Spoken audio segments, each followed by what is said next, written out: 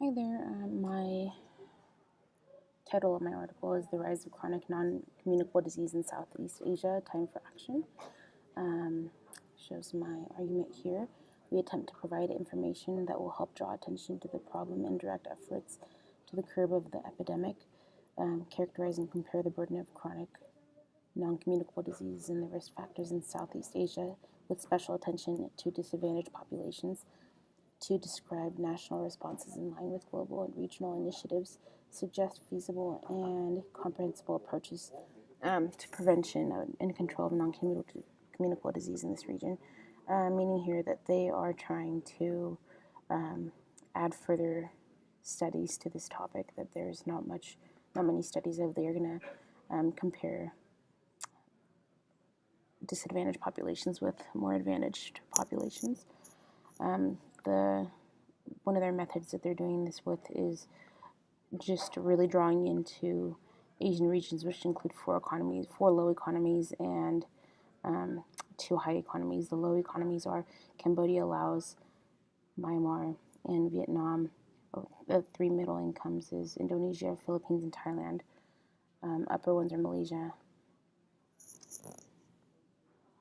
and Singapore here. These countries have large disparities in social, political, and economical conditions.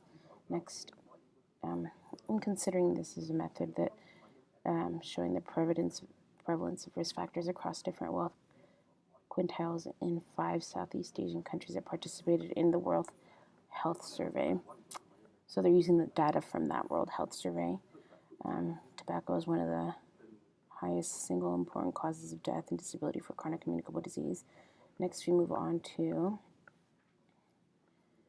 evidence. Diabetes prevalence is peaking faster in many Asian countries than it is elsewhere. It's likely to be the result of rapid change in lifestyle brought about by urbanization and globalization in Southeast Asia. Prevalence of obesity is increasing in the region. There is paradoxical persistence of malnutrition. In Laos, for example, 39% of the population live below the national poverty line. More than 21% of the total population are undernourished. Yet 35% of men and 49% of women are overweight.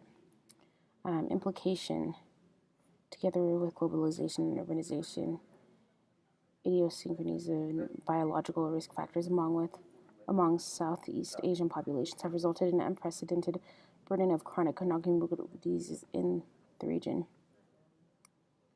If neglected, however, chronic non-communicable disease could threaten national development, ultimately jeopardize the capacity of nations to respond to the health needs at large.